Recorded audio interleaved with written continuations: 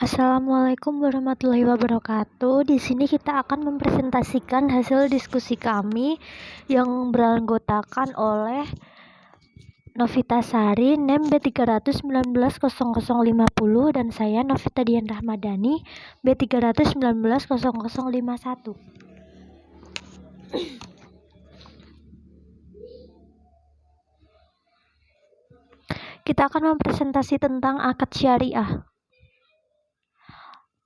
Akuntansi di zaman Nabi Muhammad dan 4 khalifah untuk mendorong operasional lembaga yang dibentuk oleh Nabi Muhammad SAW dan para khalifahnya.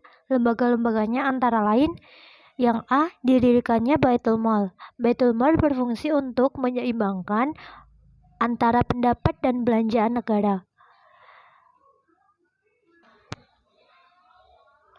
Pada masa Abu Bakar, pengelolaan Baitul Mal masih sangat seimbang sehingga hampir tidak pernah ada sisa. Pada masa Umar bin Khattab, didirikannya dewan yang berfungsi mengawasi pembukuan Baitul Mal.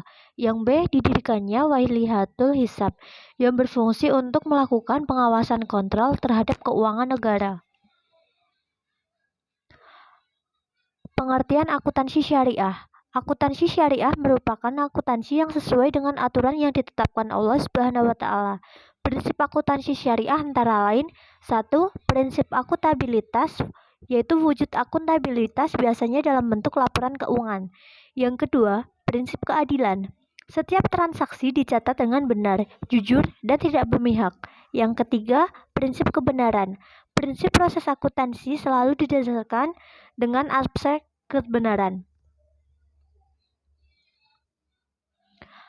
Tujuan akuntansi syariah. Tujuan akuntansi syariah dapat dibuat dua tingkatan. 1. Tingkatan ideal. Tingkatan ideal laporan keuangan adalah tanggung jawab muamalah kepada Allah Subhanahu wa taala. Yang kedua, tingkatan praktis, bertujuan untuk dapat melakukan proses akuntansi terhadap transaksi dari akad berbasis syariah.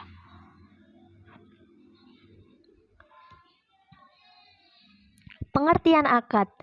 Akad penitipan barang atau uang antara pihak yang mempunyai barang atau uang pihak dari yang diberikan kepercayaan dengan tujuan menjaga keselamatan, keamanan, serta keutuhan barang atau uang. Secara etimologi, akad mempunyai banyak pengertian, diantaranya mengikat, menghimpun, menyepakati, menguatkan, dan mengumpulkan di antara dua sesuatu. Rukun akad. Ulama berpendapat bahwa rukun akad itu hanya satu, yaitu sigot al-aqd atau ijab dan qabul, sedangkan jumhur ulama berpendapat bahwa rukun akad ada 3, yaitu akid, mauqud, sigot. Jenis-jenis akad. Berdasarkan pemahaman, syarat dan rukun seperti sah atau tidaknya suatu akad. Berdasarkan apakah syarat telah memberikan nama atau belum. Berdasarkan barang diserahkan atau tidak. Al-mudharabah menurut bahasa adalah ad-darabi fil ardi atau berpergian. Menurut etimologi, al-mudharabah merupakan akad kerjasama antara dua belah pihak atau lebih untuk sesuatu usaha tertentu, di mana masing-masing pihak memberi kontribusi dana dan kerja dengan keuntungan dibagi berdasarkan kesepakatan dan kerugian. Dengan kesepakatan untuk mencari keuntungan yang diperoleh kemudian dibagi para pihak sesuai perjanjian. Mudharabah tidak dilarang dalam syariah. Hal ini tersebut sesuai dengan hadis Nabi Muhammad SAW.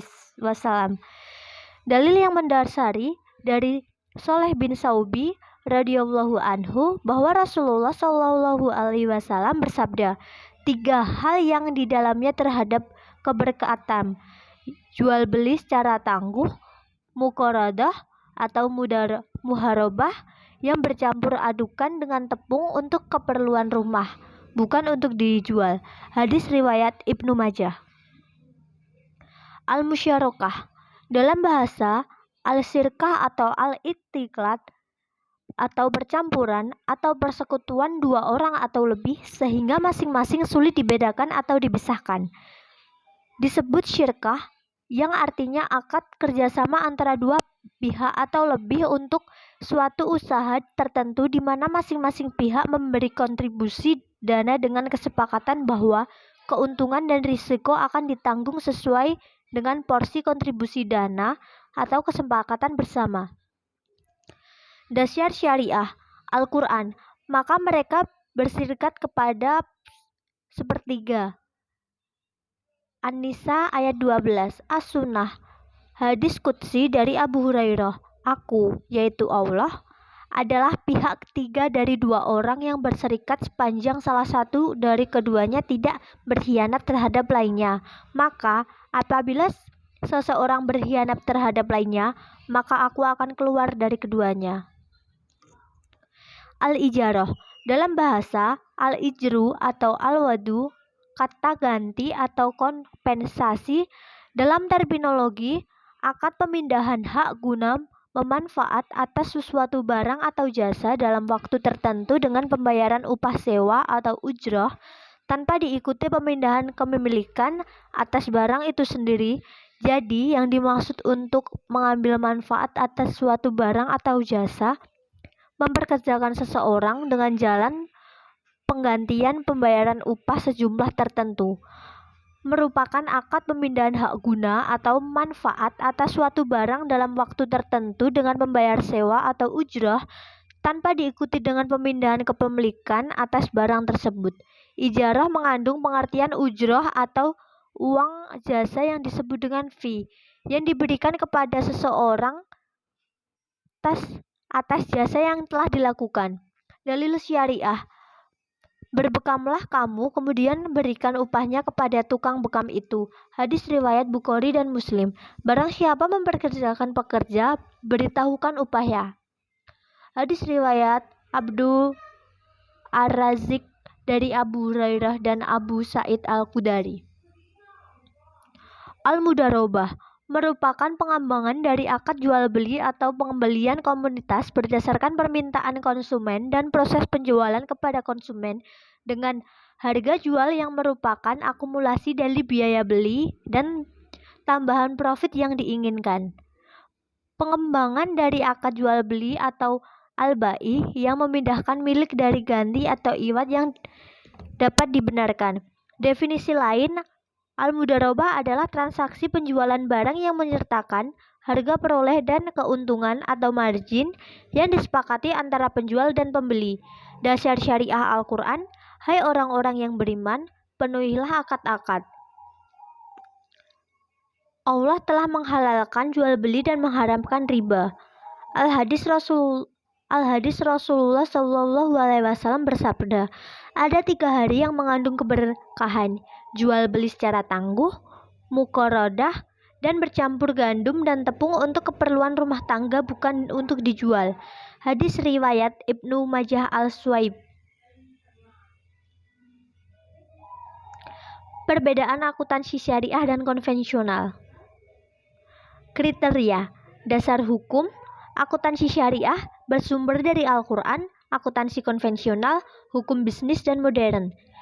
Kriteria dari dasar tindakan akuntansi syariah, kebenaran hukum Allah Subhanahu wa Ta'ala, akuntansi konvensional, rasionalisme ekonomi sekuler.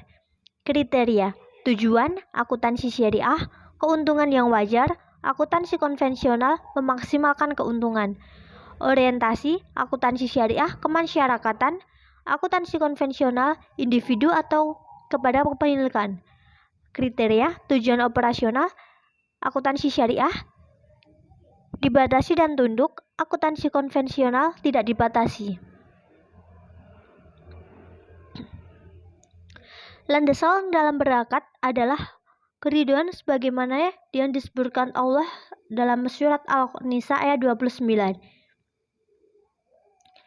Ya ayyuhalladzina amanu la taqulu umwalakum bainakum bil baitili illa an kuna tijaratan antaradi dimmankum wala ta'tulu anfusakum innallaha kana bikum rahim.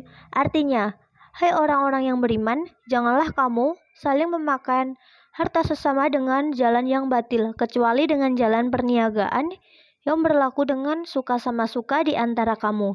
Dan janganlah kamu membunuh dirimu, sesungguhnya Allah adalah Maha Penyayang kepadamu. Perkembangan transaksi syariah di Indonesia.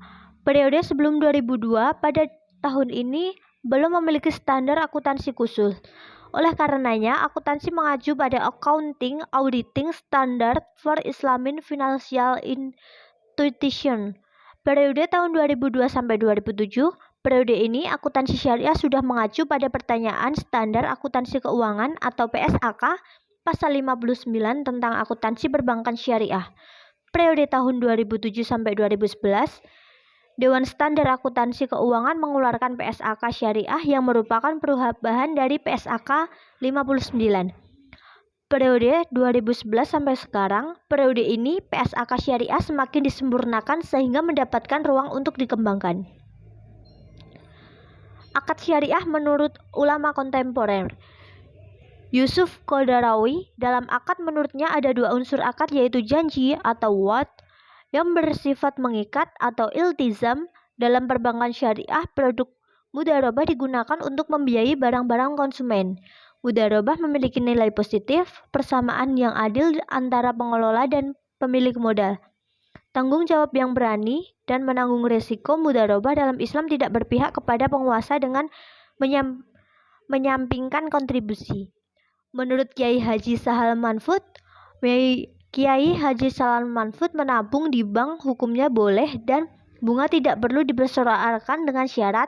Dalam konteks mudharabah ini, Kiai Haji Sahal Manfud menggunakan metode qauli, yakni menggunakan pendapat para ulama. Dalam kajian kitab Maktabar Kiai Haji Sahal Manfud kepada perbankan syariah menerapkan akad mudharabah, dan syirkah yang bertujuan untuk menegakkan keadilan dan kesejahteraan sosial. Terima kasih. Sekian presentasi dari kelompok kami. Kurang lebihnya saya mohon maaf. Wassalamualaikum warahmatullahi wabarakatuh.